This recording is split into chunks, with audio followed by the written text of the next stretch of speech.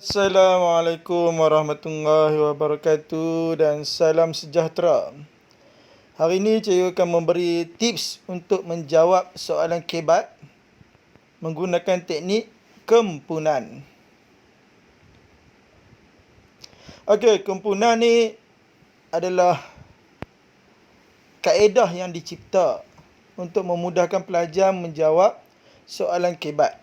Di dalam kempunan ni ada 4 perkara. Bila disebut kempunan, ejaan dia bermula daripada huruf KE. KE itu merujuk pada kempen kesedaran. Kemudiannya huruf M. M merujuk pada media massa. Kemudiannya P. P merujuk pada pendidikan. Dan last sekali perkataan UNAN merujuk pada undang-undang. Jadi komponen tu semua sekali ada berapa perkara? Ada 4 perkara. Yang pertama, KE tu kempen kesedaran. M tu media massa. P tu pendidikan. Dan last sekali, UNAN tu adalah undang-undang. Jadi kesimpulan yang cikgu boleh buat di sini, komponen tu ada berapa perkara semua sekali? Ada 4 perkara. Kempen kesedaran, media massa, pendidikan dan undang-undang. Okey, kita akan lihat satu persatu penerangan bagi 4 perkara di dalam komponen ini. Sebelum tu kita lihat dulu penerangan untuk menggunakan formula kempunan. Kempunan digunakan bagi soalan yang memerlukan jawapan tentang 1. Cara, 2. Langkah, 3. Tindakan, 4. Usaha, 5. Cadangan, 6. Lakukan dan 7. Bermula dengan perkataan bagaimanakah. Jadi kempunan ni ada berapa persoalan? Ada 7 persoalan semuanya. Yang pertama, cara, langkah, tindakan, usaha, cadangan, lakukan dan bermula dengan perkataan bagaimanakah. Okey, kita lihat satu persatu penerangan untuk kempunan. Kempunan tadi ada berapa perkara? Ada 4 perkara. Yang pertama, kempen kesedaran. Isinya adalah kempen kesedaran. Contohnya, kempen cintai. Cintai apa? Akan ambil ikut tajuk soalan. Kemudian huraiannya bermula perkataan hal ini. Hal ini agar timbul rasa sayang kepada, bila cinta akan timbul rasa sayang. Jadi hal ini agar timbul rasa sayang kepada. Jadi ambil ikut tajuk soalan. Dan last sekali, kesannya. Ingat ni dia punya baris-baris ayat ataupun frame. Rangka bagi kempen kesedaran.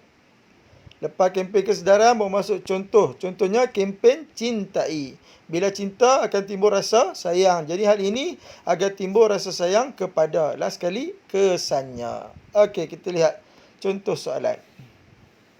Cadangkan langkah yang berkesan untuk memelihara sesebuah monumen. Dia punya tajuk soalan apa dia? Tajuk soalan berkaitan dengan monumen. Tengok, monumen tu diorangkan sebab tajuk soalan ni adalah berkaitan dengan monumen. Jadi soalan ni boleh guna kempunan tak? Boleh. Pasal apa boleh? Sebab soalan ni adalah cadangkan dengan langkah. Jadi langkah yang pertama untuk memelihara monumen adalah ambil balik kehendak soalan. Langkah yang berkesan untuk memelihara sebuah monumen ialah mengadakan kempen kesedaran. Titik. Dia punya rangka untuk kempen kesedaran. Contohnya, kempen cintai monumen. Kenapa cintai monumen? Sebab tajuk bagi soalan ni adalah monumen. Lepas contoh masuk huraian. Huraiannya, bila cinta akan timbul rasa sayang. Hal ini agar timbul rasa sayang kepada monumen. Dan last sekali, kesannya, monumen dapat dipelihara sebagai warisan negara. Kalau para pelajar tak ingat sampai ke kesan, yang penting boleh ingat contoh dengan huraian. Ingat kempen kesedaran. Contohnya, kempen cintai. Kalau cinta timbul rasa apa? Timbul rasa sayang. Jadi huraiannya, hal ini agar timbul rasa sayang kepada monumen. Cara nak masuk kesan. Kesan ni mesti kaitkan dengan soalan. Jadi kesan cikgu buat di sini, kesannya monumen dapat dipelihara sebagai warisan negara. Okey, yang kedua, selain kempen kesedaran, dalam komponen yang kedua ada apa? Ada media massa. Okey, kita lihat kerangka untuk media massa. Isinya adalah peranan media massa. Huraiannya, hal ini agar dapat menayangkan tentang kepentingan atau kebaikan ataupun tokoh. Untuk isi dalam garisan tu mesti ambil ikut kehendak soalan. Ingat apa peranan media massa? Peranannya adalah menayangkan. Apa peranan media massa? Menayangkan, iaitu tayang. Betul kan media massa ni menayang? Ya, betul. Dia tayang semua benda. Contoh media massa apa dah? Contohnya TV3 menayangkan iklan atau forum atau dokumentari atau filem atau drama tentang. Untuk mengisi dekat garisan tu ambil ikut kehendak soalan. Last sekali kesannya. Okey, kita lihat sekali. Sekali lagi, kerangka untuk media massa. Yang pertama, isinya adalah peranan media massa. Huraian bermula perkataan apa? Hal ini agar dapat. Apa peranan media massa? Menayangkan. Ingat tak? Apa peranan media massa? Menayangkan. Hal ini agar dapat menayangkan tentang kepentingan atau kebaikan ataupun tokoh. Lepas masuk huraian, baru masuk contoh. Contohnya, contoh media massa apa? Media massa yang paling popular ni adalah TV3. Contohnya TV3 menayangkan iklan atau forum atau dokumentari. 3 ni wajib ambil. Pilih salah satu. Kemudiannya tentang apa?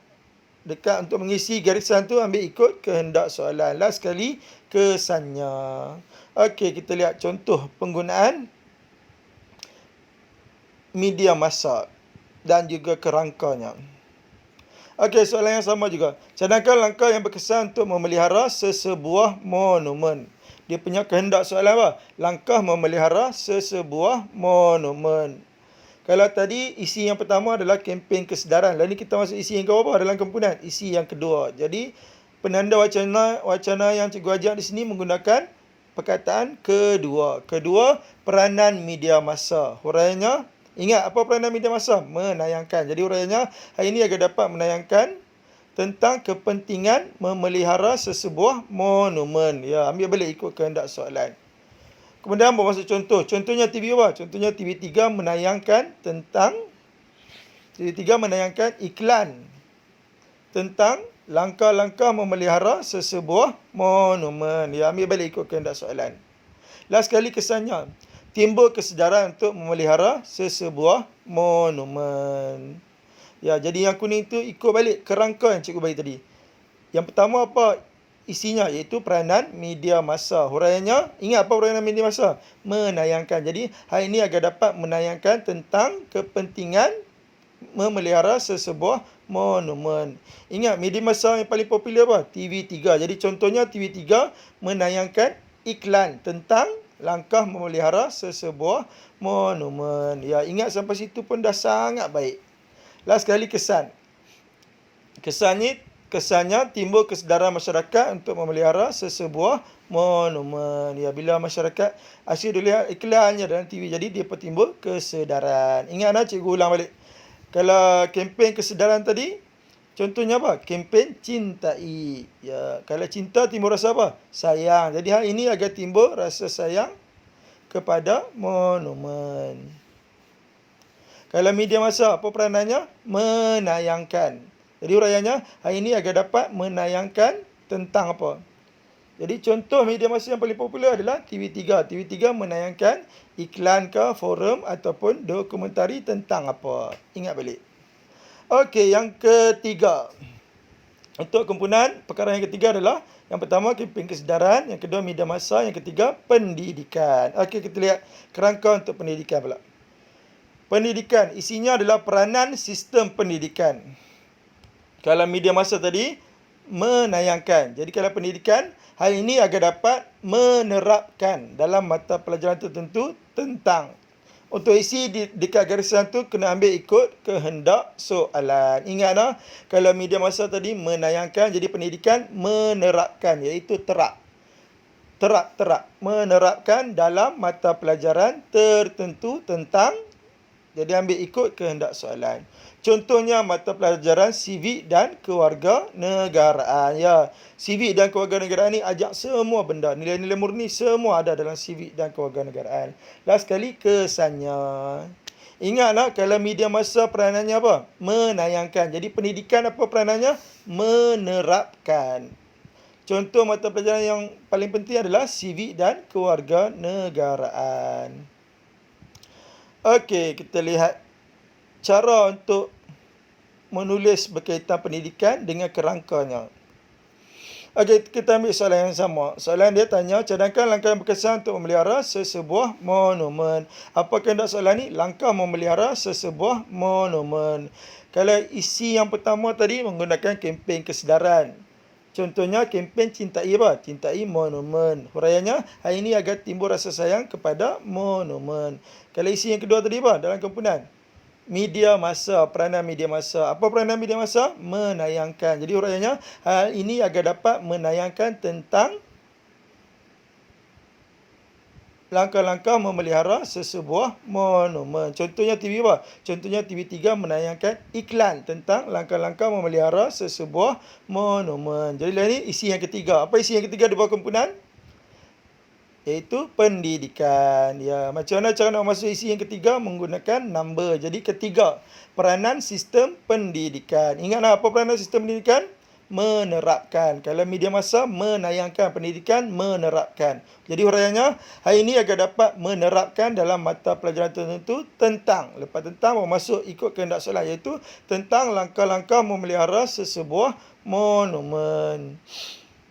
Jadi contohnya, mata pelajaran civic dan kewarganegaraan. Last sekali kesannya, anak-anak akan terdidik sejak kecil tentang kepentingan memelihara sesebuah monumen. Jadi ingatlah, untuk pendidikan. Apa peranan pendidikan?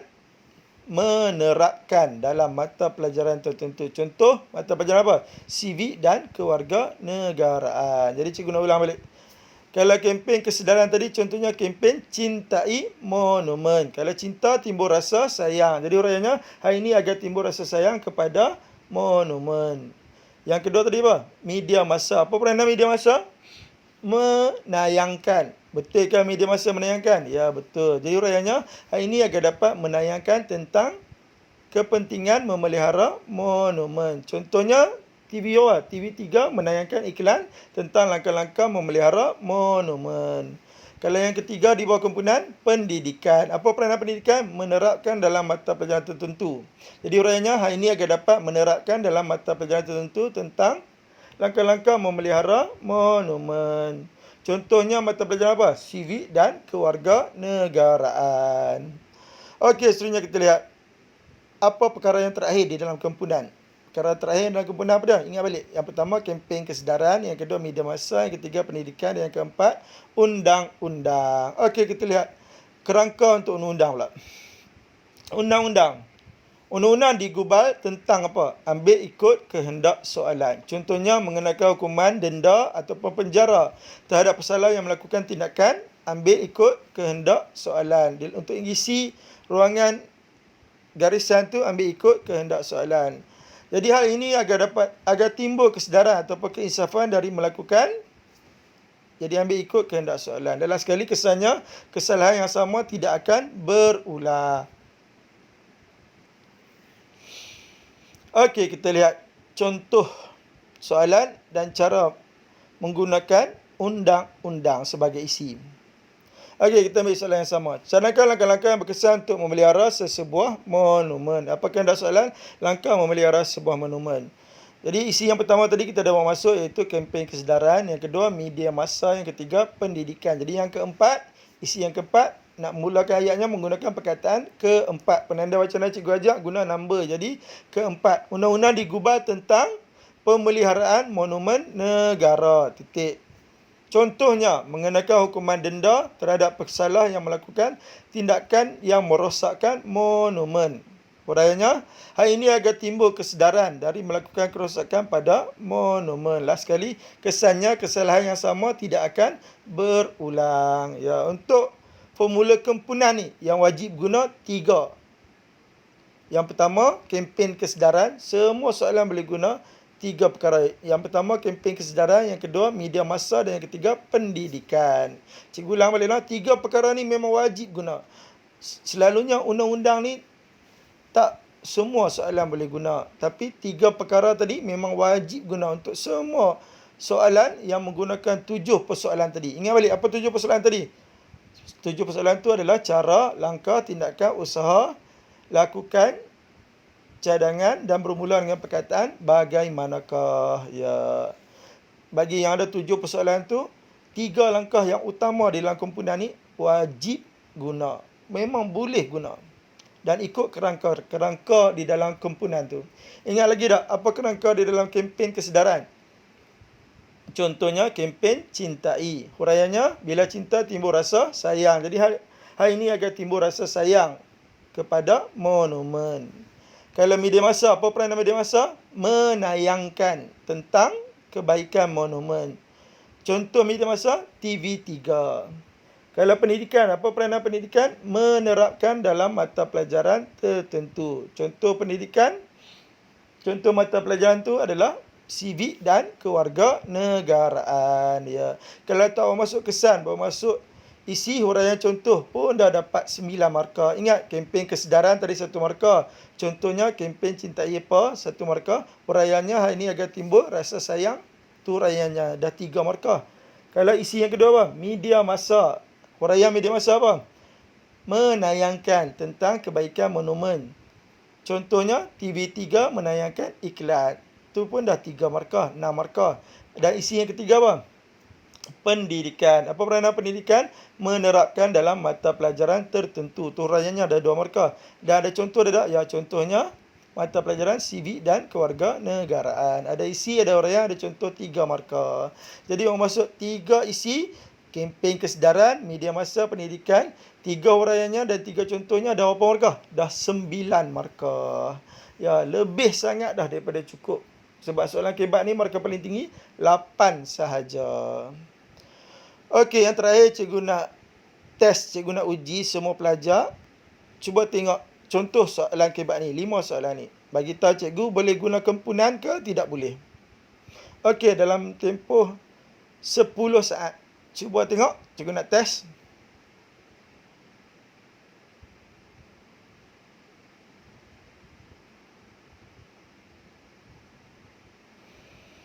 Okey, kita bincang jawapannya. Dah tamat semua pelajar-pelajar cikgu berhenti. Okey, kita bincang jawapannya nah. Okey, kita lihat soalan yang pertama. Dia tanya, nyatakan langkah yang berkesan untuk membasmi sifat jahilah dalam kalangan masyarakat moden pada hari ini. Boleh guna kempunan tak? Boleh. Pasal apa boleh? Sebab ada langkah. Ya, ingat lagi tak? Langkah ni termasuk tak dalam 7 persoalan kempunan? Apa 7 persoalan kempunan tu? Antaranya adalah cara, langkah, tindakan, usaha, cadangan, lakukan dan bermula dengan perkataan bagaimanakah. Jadi langkah termasuk tak? Ya, termasuk. Jadi boleh guna kempunan tak? Boleh. Soalan yang kedua, boleh guna kempunan tak? Boleh. Pasal apa boleh? Sebab ada cadangan. Ya, cadangan termasuk dalam 7 persoalan. Tengok soalan yang ketiga, boleh guna kempunan tak? Pada pendapat anda, apa kawasan yang perlu dilaksanakan untuk menjadikan Malaysia sebagai sebuah kawasan maritim yang maju? Boleh guna kempunan tak? Boleh. Pasal apa boleh? Sebab ada usaha. Dan last sekali, soalan nombor 4. Bagaimanakah cara untuk menarik minat generasi muda mendaftar sebagai pengundi? Boleh guna kempunan tak? Boleh. Pasal apa boleh? Sebab ada bagaimanakah. Ya, cikgu rasa hanya sekadar itu sahaja daripada cikgu untuk hari ini. Cikgu nak minta para pelajar, gunakanlah formula kempunan ni dengan sebaiknya. Tolong hafal dan guna dengan sebaiknya. Sebab formula kempunan ni sangat mudah dan sangat membantu untuk pelajar mendapat markah penuh bagi soalan kebat. Okey, hanya sekadar ini saja dulu daripada cikgu. Kita jumpa lagi dalam kelas sejarah yang seterusnya. Sekian, wabillahi taufiq wal hidayah. Assalamualaikum warahmatullahi wabarakatuh.